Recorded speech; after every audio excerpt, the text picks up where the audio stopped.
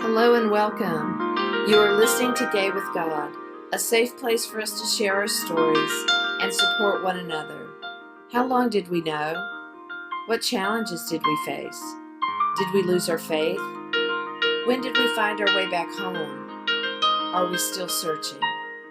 The stories you hear in this podcast will melt your heart and can strengthen your belief that in God, all things are possible, and you can be authentically gay with God.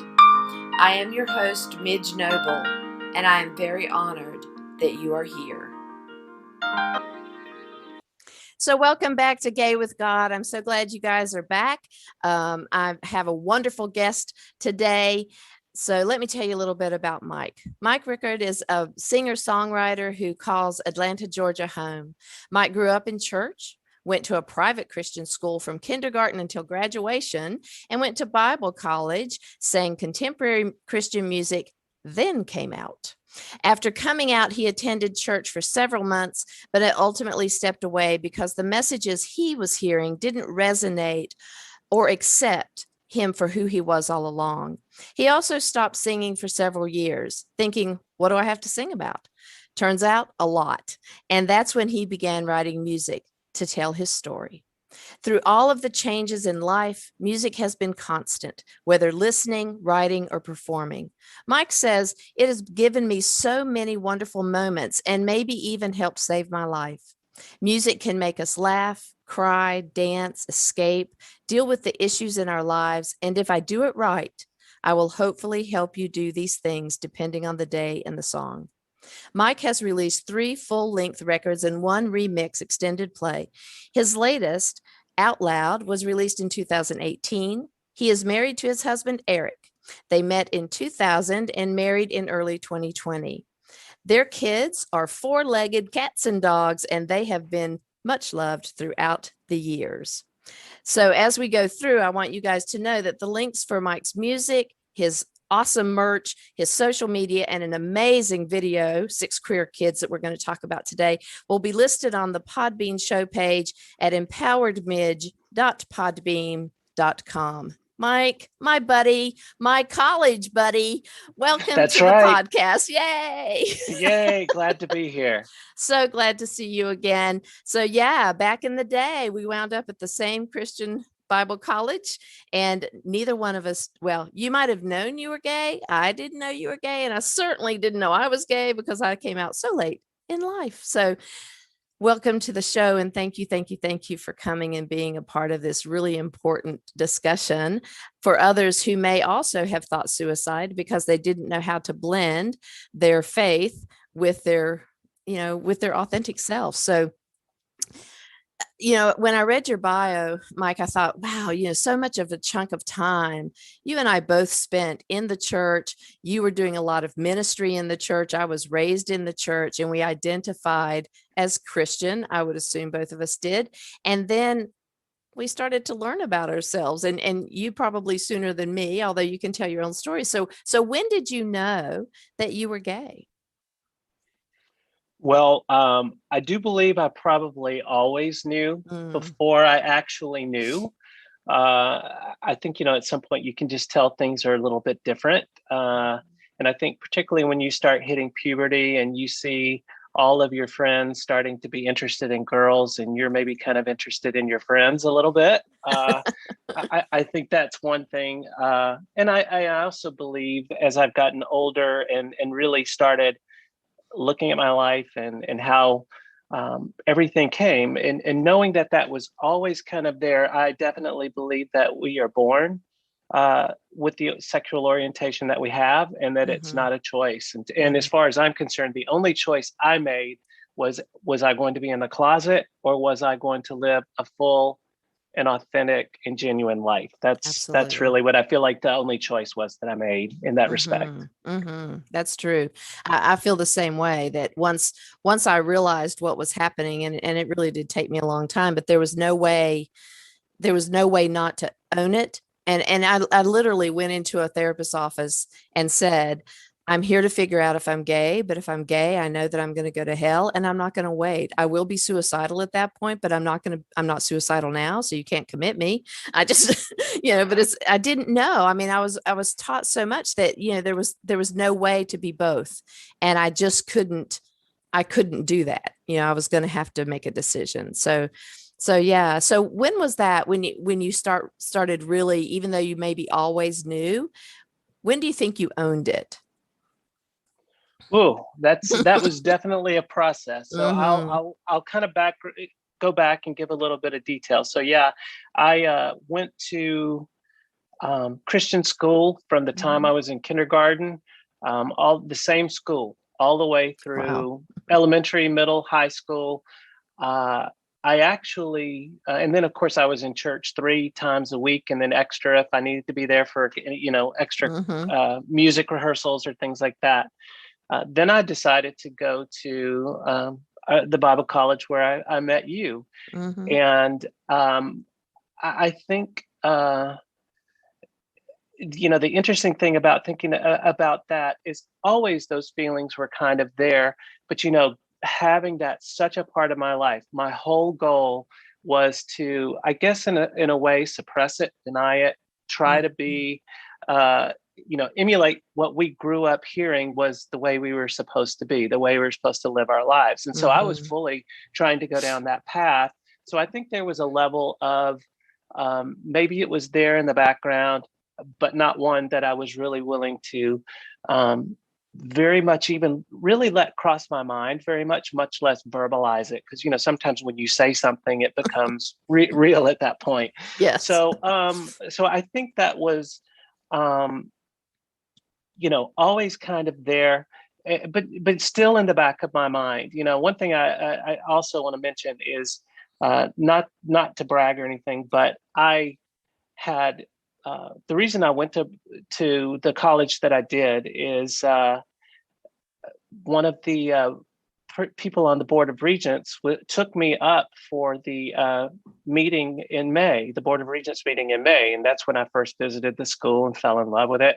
Mm-hmm. Then at camp that summer, I met the guy who became my roommate. We became very good friends, and we decided we wanted to room together. So to me, going to Christian school was again a way of uh, trying to keep myself where I thought I should be. And because I'd gone Mm-hmm. to a Christian school my whole life, I never had that experience of like going to public school, Right. having that life, and then having like a church life. Everything around it was sort of woven together Right. for Mm-hmm. so I just always kept it. Now when I got into to be a little bit older, my upper teens or things like that, I did have some experiences, encounters.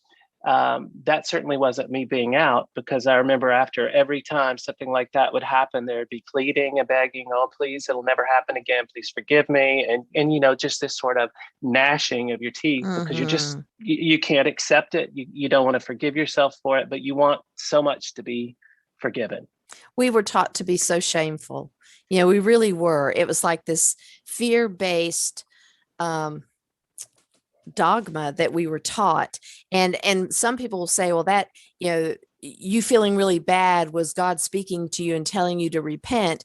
I think it was our interpreted shame based on all the messages that we've had throughout the years, and that we were never taught to give ourselves grace and to be who we were born to be. So I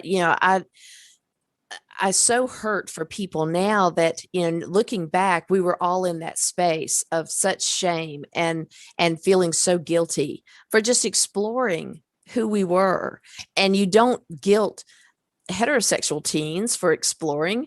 That's just, oh, he's just being a good old boy, or that, kids will explore, that kind of thing. But when it comes to the horrific bigotry of the Christian philosophy, it gives us shame. And I don't know how any of us survive it, you know, And that is the main focus of this podcast, is to give people the message that you can survive it, and that we are all here on the other side telling the story, that we came through it, and you might not do it the way we did it, but you can do it, and it's so much better, on the other side. So through all that struggle, what were the messages you received from your family about homosexuality? Was there ever a discussion, or was it still part of the way the church taught? So the interesting thing was, really no one in my family went to church except for me. Yeah, they sent me to Christian school, and then I started going to church on my own, and particularly when I got old enough to drive, I was going. So there really was never any sort of messaging or anything like that from my family. It pretty much was what you heard in church. And I would say in school, I think the other thing we many of us have probably experienced is, when I told you earlier, I knew I felt, probably a little bit differently. And I don't think I demonstrated that, but, I was a very sensitive kid, I was maybe a little bit smaller. And I didn't play sports very much and stuff like that. But the other kids, even at Christian school, they zeroed in on that. And while I wasn't necessarily physically bullied, I definitely experienced my own bit of bullying, and, was called gay before I even knew what that word meant. So it's kind of interesting, even in that Christian, quote unquote, environment, that shame, that thing can come not only from pastors, teachers, whatever, but your peers. Yeah. Well, it trickles down.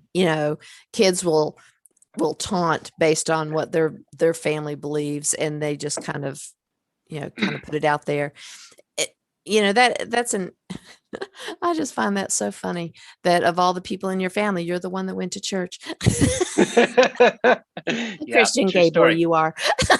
Good for you. I know. Now that's on my family on my my mom's side. On my dad's side, they were all up in Evansville, Indiana, and I did have some. My grandmother was very religious, and some of my aunts, whatever, and so church was a regular part. Like if I went and spent the summers up there, but as far as like the folks that I was with, pretty much year round, I was the one going to church. Wow! So I actually even had a nickname of Little Billy Graham. I think a couple of my family members called me that. Wow. Well, you maybe not Billy Graham, but you can be a minister now. We couldn't back in the day, but you can be one now. So when you did come out, did it affect? Was your grandmother still alive when you came out? Have you been out to your family, or? So I want to talk about coming out, because it truly wasn't just a decision. It was a process, and it took years. So I will tell you now, I was 30 when I came out, and Me too. The interesting thing is, like, now sometimes when I look at kids today, who know and they have that confidence to publicly state it and be who they are,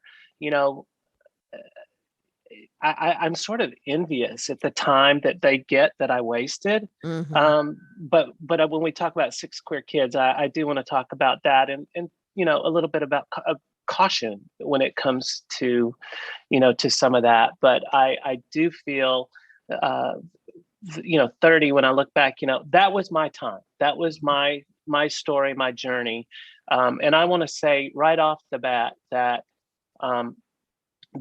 my story is not a woe is me story. I certainly had my experiences, but I am a happy man. I'm a very blessed and lucky man. So I have, my life is what it is, and it's my story, and I own it fully. And so I'm happy, and I think that's what our ultimate goal is, to take all the messages that we receive through life, not just in church, but everywhere, process it, what makes sense, how do I, and then what kind of person do I want to be? What are my goals? What are my values? And I think when you understand that and you can live that authentic life, then I think that does bring joy and happiness. I agree. But so for me, like I mentioned before, there were, some random encounters and things like that. Some were friends, and you know, the whole slingshot of being guilty, begging for forgiveness. It'll never happen again, and then it happens again. So there's that.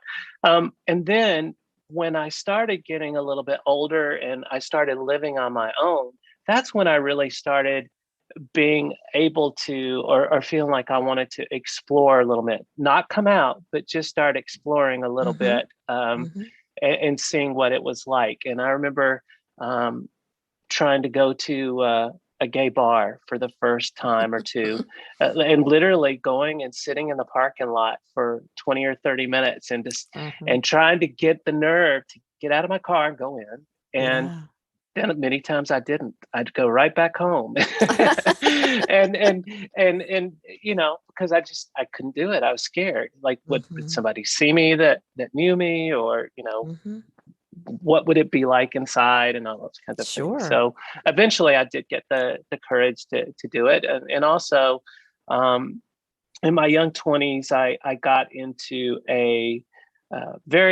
relationship that was very unhealthy, and it lasted for several years. It was a bit abusive, especially in the way of having someone tell you that if your friends and family really knew you, they wouldn't love you the way I do. That kind of stuff. Yeah. So again, that's another sort of message you're hearing, that you're not good enough, that you're, something's wrong with you. And then when you're hearing that, going to church every Sunday or Wednesday night and that kind of stuff, and hearing that same sort of message, it really resonates. And so I remember being in that terrible relationship, to the point I felt so bad about myself when I was around my family, and he tried to separate me from my friends and family too. But when I was around my friends and family, me, the normal, very outgoing kind of extroverted guy, became very kind of introverted. I didn't look people in the eye. I didn't talk very much, that kind of stuff. And then, as part of during that whole time, I remember my pastor found out. I got called into the pastor's office and, given the talk, you have to either stop this, or we're going to call you in before the elders, then call you in front of the church and kick you out of the church. And, so that was part of my experience as well. And I remember never once being asked how I felt, how I was. It was just, this is wrong. Here's what you're doing. Here's the steps you have to take, or you're out of here. So there was no compassion about your emotional well-being or your stability at that point. They wouldn't have known if you were suicidal or if you were depressed, or no matter what. It was just clear cut, right and wrong, and that settles it. This is, yes, you're in the wrong. You have to repent, or these are the consequences. Yeah. Wow. And you said you would be kicked out of the church? Yeah. So the church you went to held such a stance against homosexuality that you would be excommunicated from the church if you did not stop this behavior. That is correct. Wow. Yeah. Wow. I mean, it was a conservative evangelical church, and that's what even the school that I went to, it wasn't that the Christian school, it wasn't that church's school. It was a different denomination, but both of them had very similar beliefs and things like that. So yeah. Yeah. So how were you doing at that point when that was going on emotionally? How did that impact you emotionally? Well, it's never a good feeling to be called into the principal's office. Just in general. I mean, I always grew up wanting to be the good kid. I mean, I honestly was never a problem child, at home or in school. I always wanted to be the good kid. So, to have that message, of course, you already carry enough guilt as it is. So Yes. you never tell, it's very hard to tell yourself like, I'm okay in this. And Mm-hmm. you walk away from that saying, I've got to repent, I'm in the wrong, because it's what you've grown up hearing. But I will say what I ultimately decided to do is I left that church. I Ah, found another church, and I was still active in the church always. I was very active in the music programs. I was on stage pretty much every Sunday, soloed a lot, that kind of thing. So people knew who I was. mhm. But what they didn't know was the real me, because Right. I just became a master at being friendly and nice and outgoing, but boy, did I put walls up around myself. It was just sort of a self-defense mechanism.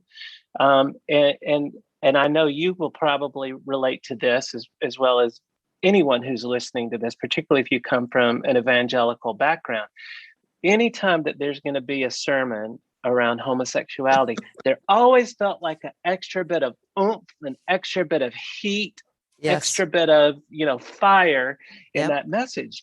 And, I'm sitting there on the pew or sitting on the stage and thinking like, oh my gosh, he knows about me. Yes. This, he's talking directly to me. And it wasn't because I necessarily um, accepted it. It's just, again, what we've been conditioned to believe and what we've Mhm. heard our whole lives. At some point, I think part of the whole growing up process is to take everything you've heard, everything that you've believed, and really start questioning it and saying, does this resonate with me? Mhm. Does this feel good? Does it add value? Does it help? And then make the decisions again on who you want to be, the life you want to live, what values you have. Mhm. So yeah, my coming out process was, um, at 30, I made the decision to move to Atlanta. I'd been visiting Atlanta on weekends because my mom lived here a long time before I did, and that's where I met my first group of friends. I met them like rollerblading and, just hanging out, being outside. And I saw these friends with these like great lives, who were happy, who had great careers. And I was living in Augusta, Georgia. Oh. Uh, and so to me, it was a real quality of life issue at that point. And Mhm. where I was tired of wasting my life, tired of doing the same old thing and expecting and hoping for something different. Right. So I made the decision at 30 to move to Atlanta. And that's, to me, when the world just kind of opened up at that point. Wow. So, And your parents and family still had no idea the facade was working so well that no one knew at that point still? so that's so the funny thing, yeah. So the funny thing is, I moved to Atlanta first, Okay. and then all my friends that I met, they knew. And then I began to start telling people. Okay. And now my mom, she was a bartender. So, and she uh, worked in Midtown, and we lived in Midtown and stuff. And so I guess the way I kind of told her is, one night I was going to a gay bar, and I said, "You want to go with me?" And she said, "Yeah." And in our discussions, we had discovered that she knew one of the bartenders that worked at this bar. So it just was sort of a way to just sort of tell her. And then the funny thing is, that night, I forget if it was a friend that I knew that I introduced to my mom, or just my mom and I were talking, and someone else started talking to us, and like, this is my mom, and it was like, oh my gosh, how cool is that? That not only are you out to your mom, and at that point, I still hadn't said those three words, "I am gay," but we're there in the bar together, hanging out, and so we were actually Queer as Folk before the British series of Queer as Folk even came out. So Oh my gosh. So did you notice on your mom's face that she like, was that a shock when that person said that to you? Uh, she always knew. I mean, she she always always knew. knew Yeah. about me, I guess, even though we hadn't talked about it at that point. Mm-hmm. But I will say too, my mom was, um, she's always a young looking, very, very attractive woman. And, for her, the gay guys just loved her, so while she was very good with me in that point, it gave her some cool points, Uh-huh. as well. She was the group mom. Those free she mom hugs mamas. She was the she original. she actually began working in that bar part-time too, as Aw. well as the where she worked. Oh no, that was sometimes, like, I remember one time, like, my bartender friend said, your mom was here last night, and I'm like, what? And I'm like, are we talking about the same woman? He's like, Mike, I know who your mom is. And that happened a few times before we happened to be at the bar at the same time, but not together. And I told her, I'm like, no, this is my bar. I was here first. You got to go find your own. And then she ended up working there part time. So it was, I don't want to do everything in front of you, Mom. mm, yeah. That's just too much. That is a great story, Mike. That's awesome. Oh my gosh. How do you come out to your mom? Take her to a gay bar and just let her figure it out. I love Well, that. I kind of knew that she would be cool with it. Well, So yeah. yeah. You could read your mom. That's funny. So did anyone in your family have a difficult time with your authentic self? Well, I'll talk about my dad. Yeah. They divorced when I was 3, and he was never really a big part of my life. He paid child support, but I never saw him very much. I lived in Augusta. He lived in Atlanta. He just is never really a part of my life. And I remember when I was in college, and it really started to make me feel like what I'd missed out on. So I remember Mhm. writing him a letter and just kind of putting it out there, like, "Hey, I don't like the way you treated me," and Mhm. I forget everything I said. He didn't write back, and of course, this was the days before email, cell Yeah. phones, internet, all that. Yeah. So letters or phone calls were the way to go. So he didn't write me back, but my stepmom did, and she defended him, and things like that. But we reconnected a little bit in my 20s. But when he suspected that I was gay, and that was the person that I was in that bad relationship that I mentioned, Mm. it never saw him or heard from him again. And even when I moved to Atlanta, I wrote him and said, hey, I've moved to Atlanta. I'd love to see you, but I know you've got your own lives, and I've got mine. But if you'd like, I'd love to see you. Never heard from him. Wow. He. The funny thing is, his wife, my stepmom, was a flight attendant for Delta, and I remember one of my friends here telling me that he ended up being on a flight with her. I guess they would fly to get you have the same routes for about a month, and so I guess, Uh-huh. and on one of those, one of the first flights, he saw her name tag, Rickard, and said, "Oh, do you know Mike?" And she's like, "No, I don't know him." Well, then on another flight, she came up to him and said, I did not tell you the truth. I do know him. He's my stepson. Um, but his dad doesn't want to have a relationship with him, so I kind of can't. But is he gay? And she's like, well, you'll have to ask him that. But it would have, I wouldn't have cared if he had told her at that point. But he just Mhm. said, well, that's your story to tell. But he suspected, and just never Mm. communicated with me again. I always hoped that door would open. Yeah. But he died about 4 years ago. And Mm.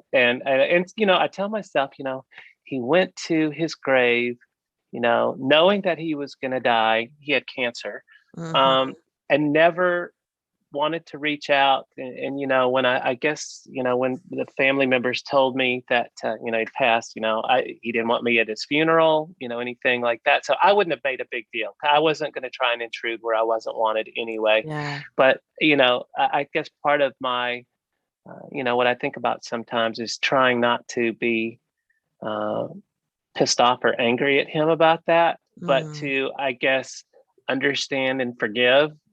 because, there's nothing I can do about it now anyway, Yeah, that's a tough journey, because that anger, is just a response to being so deeply hurt. And that's how those gremlins can creep in, that I'm deeply hurt, and that's another way to say that you're not good enough, you're not worthy enough because you're gay, I can't have a relationship with you. There's so much to unpack with that, but you're right that there's nothing you can do at this point. And what I always believed about my dad is that once you get to the other side, you do have enlightenment, and there is, I think that he is more approachable to me now, because I can have conversations with him knowing that he probably now understands who I am and that he's got to be okay with it. But that's another whole, like connected to dead thing. But do you actually have conversations with him? I do. Or just kind of. I will. I mean, not, there are times that I'll say things like, well, because there's one ring that, and this is just weird, but my dad found a ring in some kind of Kmart parking lot or somewhere in this parking lot, and he picked it up, and it had these little fake diamonds in it. It was gold. Well, he brought it home, and the first person he went to hand it to was my older sister. She's 13 months older than me, so he handed it to her because she was the oldest daughter. Okay, fine. Well, she was skinny as Twiggy, and it fell right off her finger, so the fat child got to have it. And so I got to wear it. And for all these years, I had kept that ring and forgot about it, and would find it and then put it, wouldn't throw it away and put it back. So now I have it in my jewelry box. And there are times that I will go to my jewelry box, and it's like that ring jumps out at me. It's like, I've got to wear you today.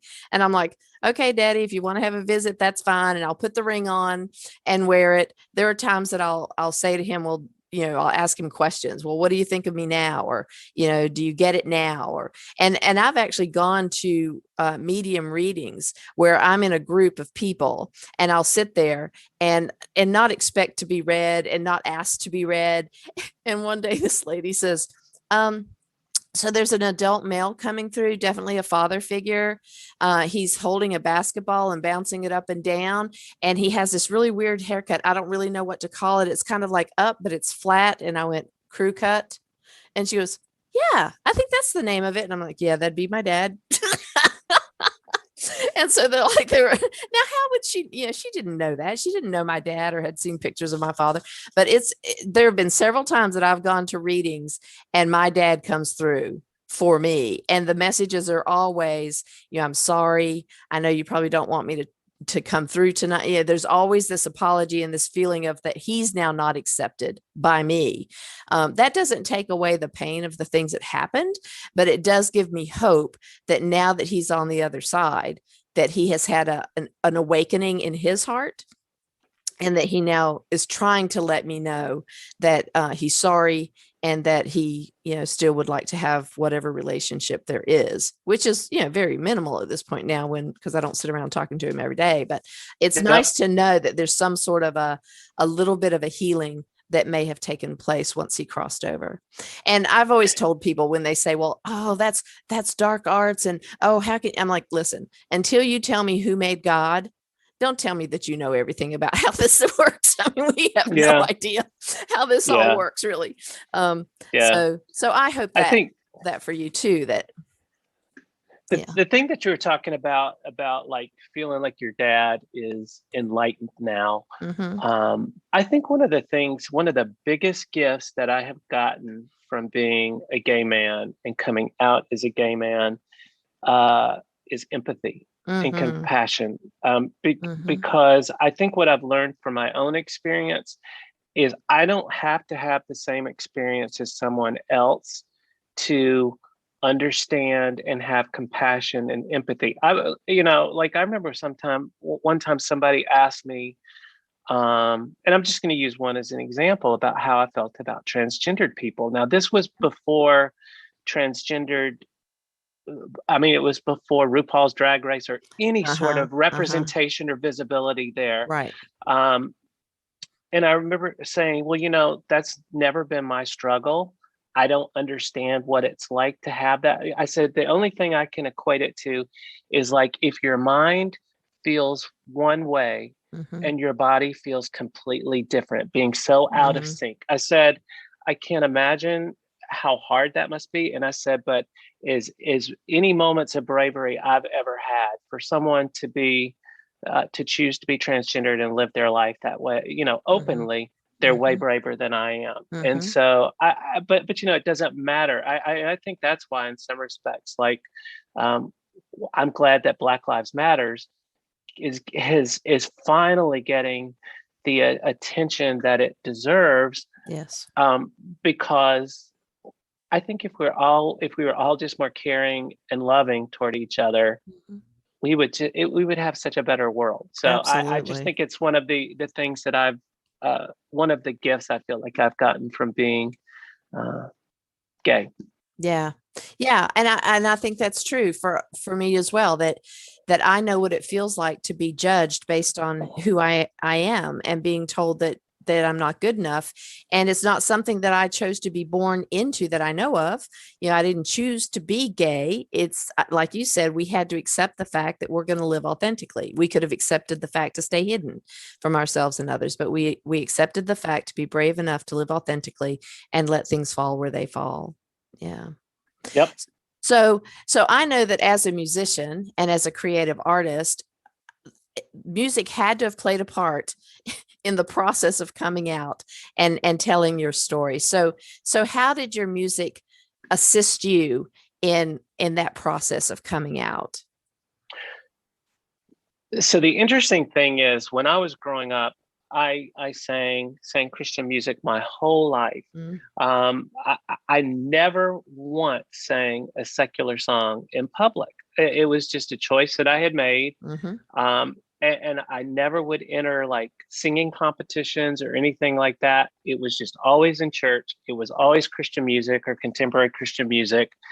And then when I came out, I tried to go to church for several months here in Atlanta. Mm-hmm. And I remember the first time going to a really big, well-known Baptist church that I'd read books by the author, been, seen it on TV, visited. And I remember pulling into a parking space with a friend of mine, and then somebody yelled at me in the parking lot thinking I cut him off, which I didn't. I'm like, well, that's a great way to visit, That's welcome right. someone to the church. And don't sit in Um, their pew either.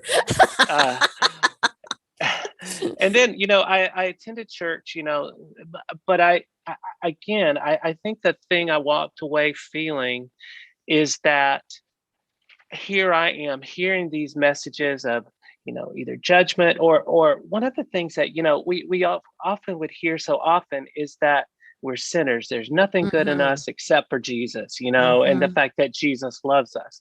And that takes a toll after a while.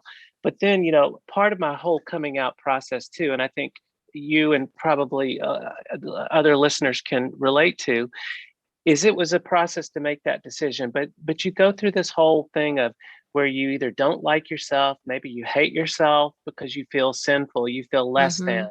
Mm-hmm. It's those messages that you hear for so long. Mm-hmm. Then you start going to the point where I want to accept myself. Mm-hmm. I want to be able to tolerate myself. And I hate that word tolerate. I I do really do. too. I think Don't it's a tolerate terrible me. word. That's Yeah, right. Accept me. Don't tolerate me. that's Mm-hmm. right. Then it's that point of getting to where you like yourself, Mm-hmm. and then to that point where you love yourself. Mm-hmm. And I so that was a process to get there. So me trying to go through that process of really getting to learning to love myself, and then hearing these other messages, it just felt like if I continue to subject myself to this, that's dysfunction, and that's what I'm trying to walk away from. Mm-hmm.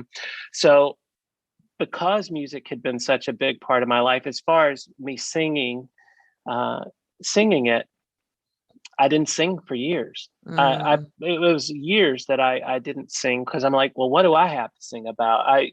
Everything I sang about, I've kind of turned my back on. Yeah. Talk about an identity crisis. Yes.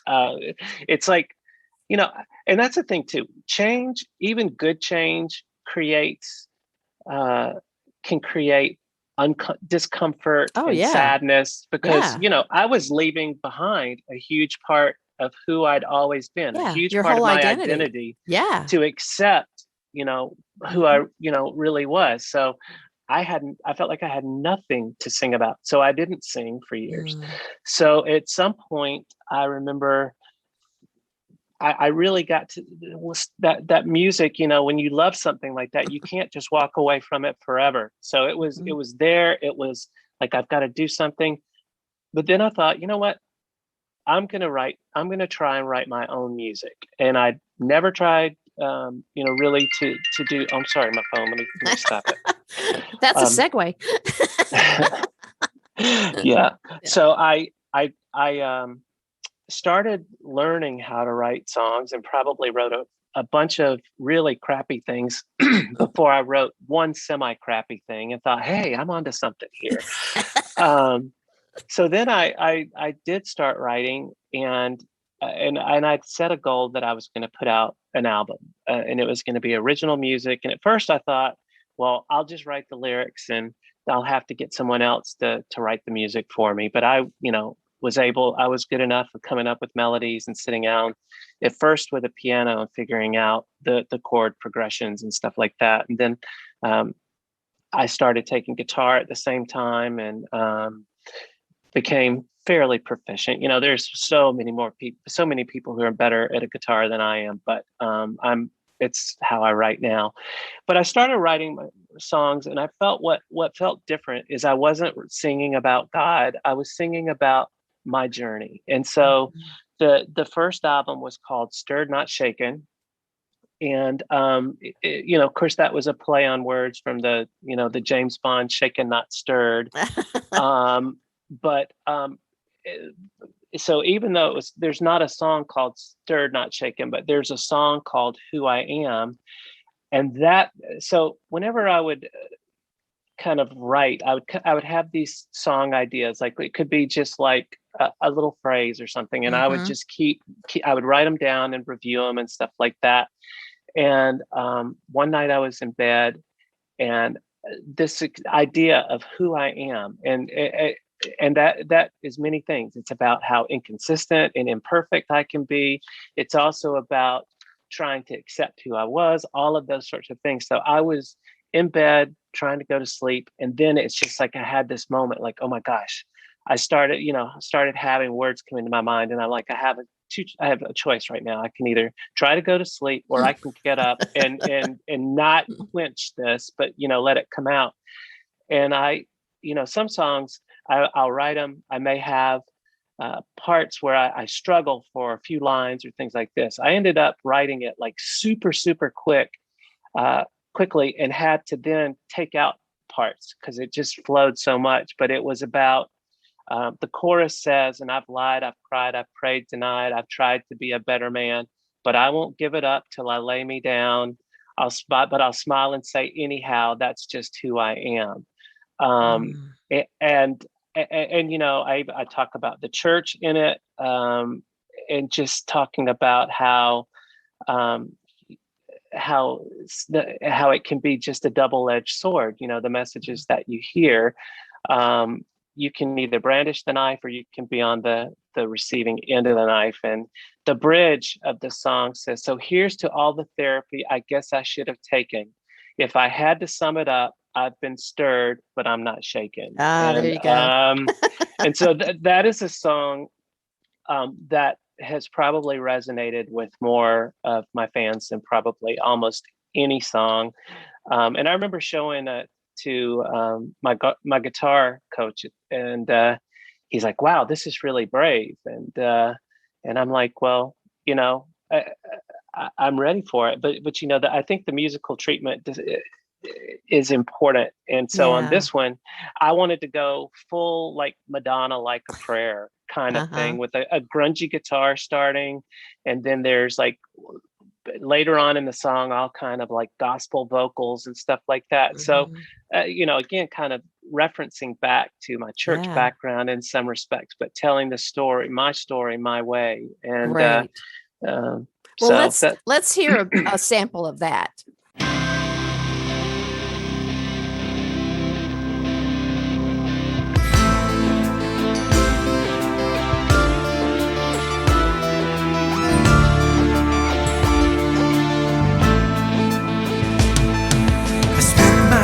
Believing was nothing good in me except the blood of Jesus. But wasn't he the one who made me? I looked for love inside the church, found it came at quite a cost. And I learned that truth without compassion is a double-edged sword. And I've lied, I've cried, I've prayed, denied, I've tried to be a better man, but I won't give it up till I lay me down. But I'll smile and say, anyhow, that's just who I am. I love that song. I absolutely love that song. And I'm so proud of you for taking that journey and putting it out there like that. That is bold. And I know it's therapeutic too. I know it's therapeutic.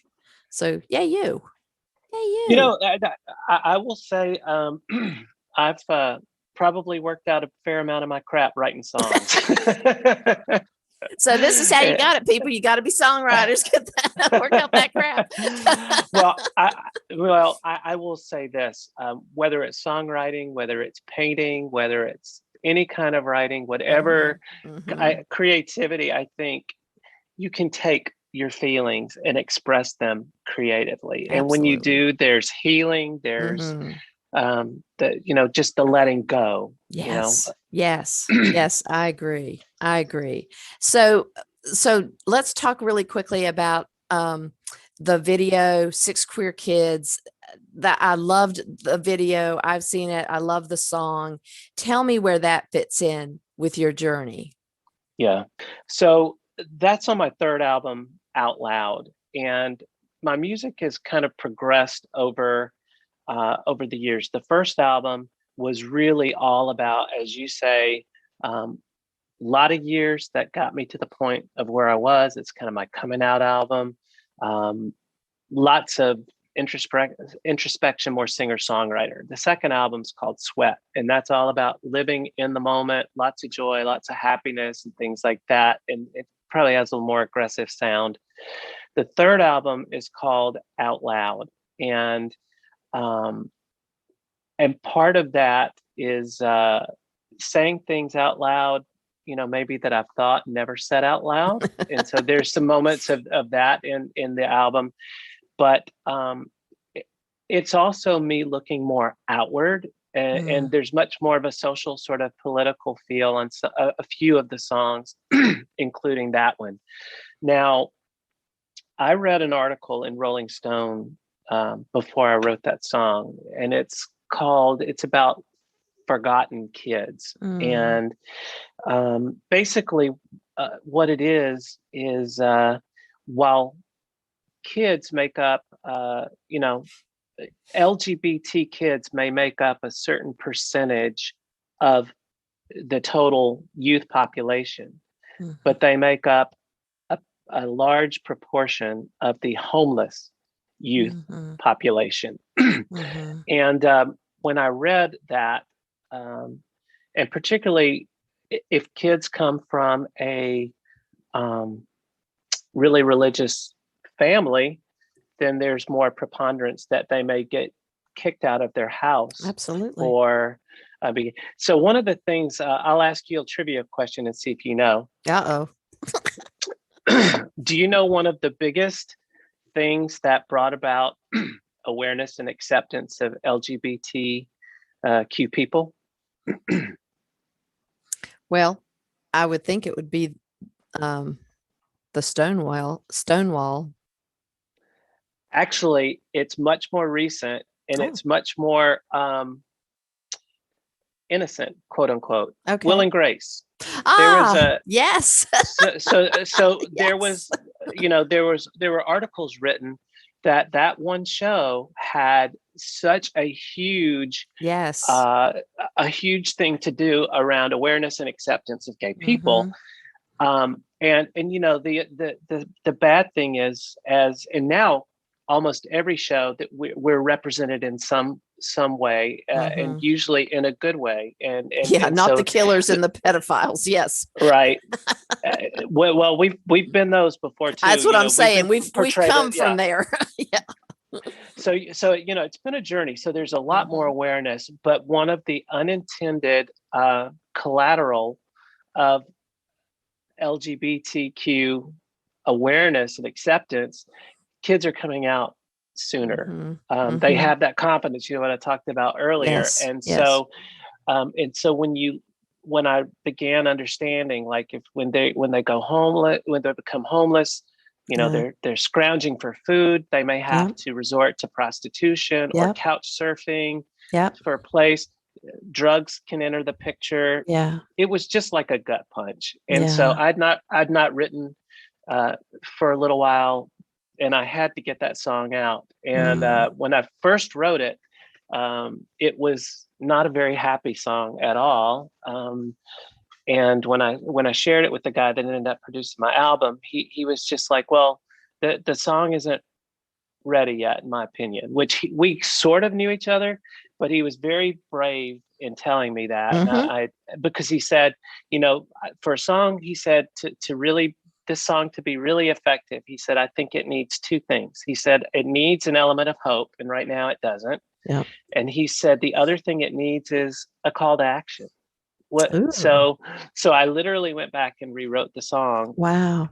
And it became the story about James, who was a kind of a model kid in so many ways, but he came out and got kicked out and kind of what his life became. But the title 6 Queer Kids comes from the statistic that every day in the US 6 queer kids die homeless because they've been kicked out of their house. And so that was my way of writing the song to hopefully help raise awareness.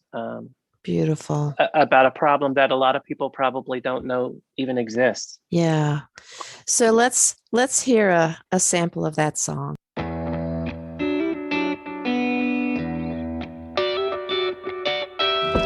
James is kicked out of his house today, like taking out the trash and throwing it away. Good at sports, straight A's, the class president. But he committed the ultimate sin. They found out that he loved another boy. And you just can't pray that away. He's got a duffel bag filled with some clothes. That's all he could take. So it's all that he owns. He's digging through trash to find something to eat. He cowers on the ground and tries to fall asleep.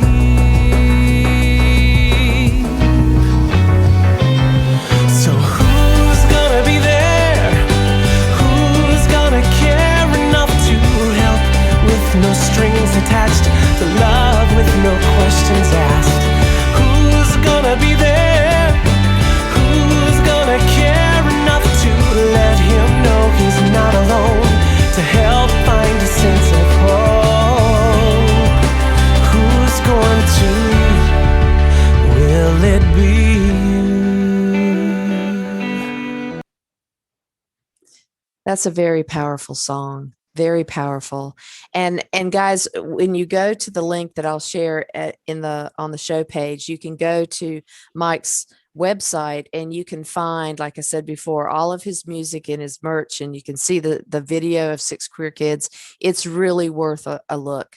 You need to see this video, and you need to hear the whole song. The whole song, is a journey. And what I really loved doing was just going and hearing all the snippets of all the songs. I mean, I didn't hear the whole full play album, but I will. I will, because I'm just so drawn to Mike's music, not because, I know him and I've known him, but because it's good music. It's really good music. And it takes you on that journey, especially when you know what you're listening to. And I think that all of us will find a piece of ourselves in his lyrics and what he's done. So Mike, so now you've created a life. You've created your authentic life. What else? I have a final question that I asked all of my guests, but what else is on your heart to say before we finish today? I want to talk about real quickly the video for Six Queer Kids. Sure. So when I was looking for someone to do the video, these folks were recommended to me. They're called Prodatura Frame, and the Prodatura, they spoke Portuguese, so English was very much a second language. But I'd seen a video that they had been, video or two that they had done. So I sent them this song, and when we met to talk about the potential treatment for the video, again, English was their second language, and they explained kind of what they wanted to do, which was totally different in a way than what I had, pictured. Imagine. Which is why you bring someone else who has the skill to do it, Yeah. So anyway, they explained it to me, and then when they left, and then I got in the car and I was driving to continue recording songs on the album out loud, I just started crying because I thought they get it. They get it, because they told me several times how much they loved that song. And so when we actually did the video, and I saw what they put together, I cried, because I just thought they so captured that in such a beautiful way. And they treated it with such kindness and love. They're wonderful folks. I love what they did. So thank you for giving us the rest of that story. That's and I can see it in the video. When I've watched the video, it was beautifully done. I was really impressed. So one of the things I wanted to ask before we go to the final question is that where would you say you are on your faith journey at this point in your life? That's a good question. And it's one that one of the comments that I was going to say earlier or later when we talk about sharing advice for someone who may be struggling. One of them is that it's always a journey. Our journey never stops until it stops. Correct. And I'm still kind of in that journey. I've visited several other churches, ones that I know are more accepting, and who are open. I have not made going to church a regular part of my life. I think that's something I still have a lot of, it's kind of hard to let go of what I have felt there. I would say where I'm at is I feel like I'm very much a spiritual person, as far as thinking about my life, the influence that I have on other people, and the surroundings, and always wanting to be authentic, be a good person, give. And I pray. And more than I pray for myself, and I don't pray, I would say, a lot or tons, but I do communicate. But most of when I do pray, it's for other people, particularly when I know that they're hurting and they're in need. And there is a song on my first album that closes the album out called As If to Say. And I think the thing that was kind of cool, or why I wanted to do that song, is, a lot of church is about what we hear. And I wanted to talk about action, and so the whole thing, As If to Say, is like, let me live my life as if to say. So where the way I live my life is the words, actions speak louder than words, kind of say. And and so that song starts off is, dear God, it's been a while since we've talked, and kind of thing like that. But the last line of the song is, let me live my life as if to say thanks. So I would say where I'm at in my faith journey is I'm still struggling with some of the more organized religion part of it, but I do believe in a higher power. I do believe in faith. I also believe that part of my goal and hopefully responsibility is whatever things are thrown my way, to deal with them in a good, positive way, and to learn from them. So that's beautiful. Beautifully said. So what would be your advice to someone who is struggling? What would be one thing that you wish someone could have said to you during the years that it was so painful and you were struggling? Well, I've got more than one, but well, Okay, go ahead. hopefully. But so the first, when the It Gets Better movement came out, that Mhm, really resonated with me because in my own life, I'd been through it and I got to the mhm, other side. And so mhm, I think raising that awareness that, you may be through something, going through a lot right now, but mhm, it will get better. And I mhm, think there are ways you can do that. And I think the first thing is try to find a core group of trustworthy friends, people that you can be your authentic self, people who will you can laugh with, people who will accept you, love you, um, and help. Uh, if you're youth, um, I would say if it's possible, look to see if there's like a youth house or a hangout spot for LGBTQ youth in many cities, mhm, particularly some of the larger ones. There are mhm, houses, and so one of the things, not that I want to just drive people to my website, but one of the things that was important to me when I put out Six Queer Kids in this album, I have a page dedicated to resources for LGBTQ youth. So I mhm, have them listed where I know they exist internationally and in the US. So that's there for anyone looking for, hopefully local or national resources of where they can get help. excellent. Um, I would say, and this is another one where I kind of talked about caution. If you know you're gay and you come from a really religious home and you don't know how your folks might react, perhaps you might not want to come out to them until you're in a position where you don't need to depend on them. Mhm, Because the last thing I would like us to end the story of Six Queer Kids. yes. And I don't, so I would just say try to potentially use some caution there if you can. Mhm, Um, I would say also um, realizing that there's a lot of things, I think we always want to control things, but there's a lot in life that we can't control. I mhm, think the things we can control is to again be ourselves, and that we can control our decisions sometimes, and we can certainly mhm, learn to control how we react to what's mhm. going on. And I'm a big believer that um, you've probably heard the term self-fulfilling prophecy, right? Yes. It's like me as a bowler, I bowl, and sometimes I'm like, if I'm like, well, I'm gonna bowl really good tonight, I will. And some nights I'm like, Mhm, I don't feel like I'm gonna bowl good tonight, I'm not. So I do think mhm, like if to try and maintain positivity and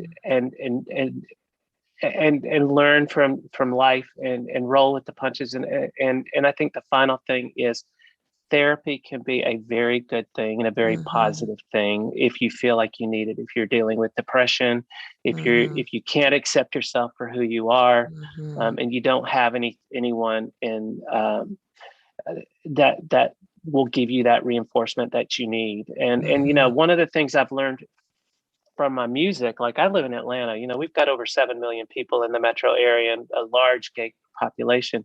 I've heard from many of my fans who live in a town where they have not one gay friend, right. um, which is, I couldn't even imagine what Mhm, that's like. So I mhm, would say look for online resources or forums where you can make friends or, mhm.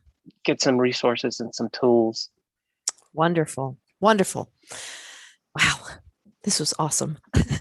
So I want to thank you, Mike, for being willing to share your faith journey story and being so open and honest about the journey and how it's not over and it's difficult and we all have different parts of that journey that we're on. So thank you so much for honoring us with your faith journey story. Thank you. One of the things that as a musician, like when I decided to be a musician, one of the things was I was 100% determined that I was going to identify myself as an out gay artist. Hmm. And when my first album came out, there weren't that many. This was probably before Will and Grace and all of that. So to me, visibility and representation is important. So and I kind of want to, I guess one of my goals is to leave it a little bit better than you found it. And so I would say my other encouragement for anyone listening to this who's in a good spot in life, if you have the ability to give back, if you have the ability to be visible and represent where people can see you, do it. Yeah. And that's why we're doing this podcast, because I can, and I'm going to be visible so that those of you who still are in that dark spot, that you can maybe see the light that my guests are putting out there and that we're generating, so that you can follow the path. So thanks again. And I want to thank all of my listeners for keeping the podcast awake and alive and doing your little sharing and liking it and that kind of thing.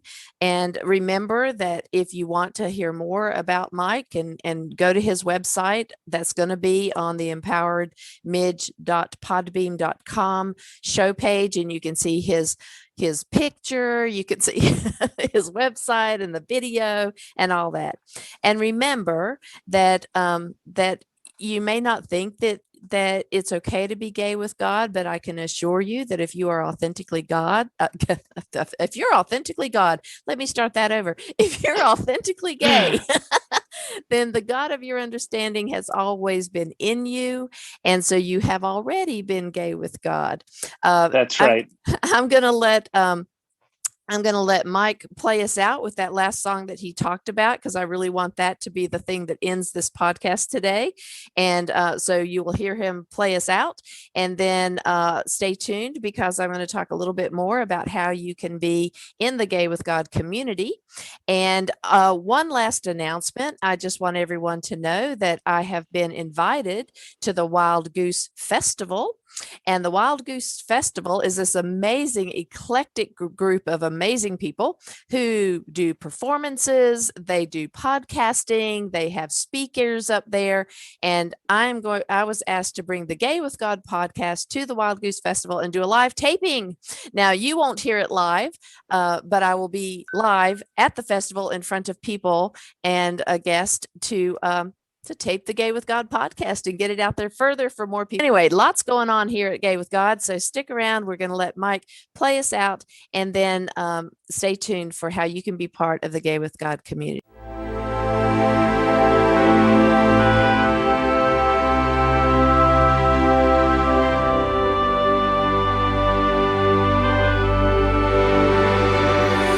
Dear God,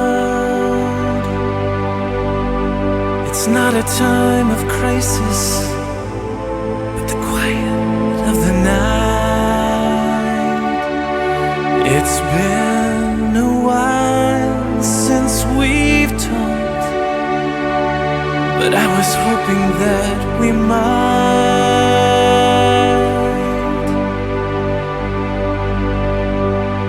There's not a lot that I could ask for. There's not much that I need. And if I asked for more, would you call it greed? But let me ask.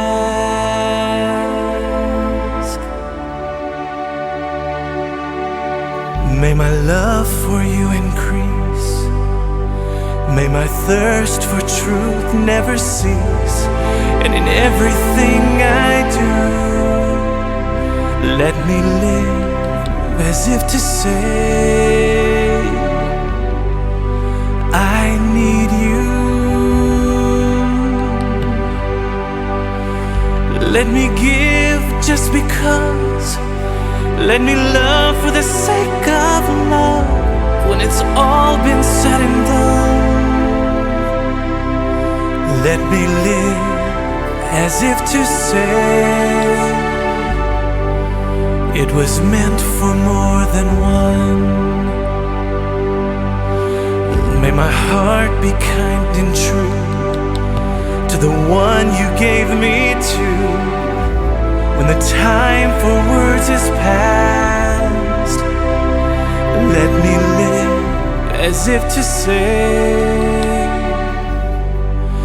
love is all that lasts. So this is what I ask, this is what I pray.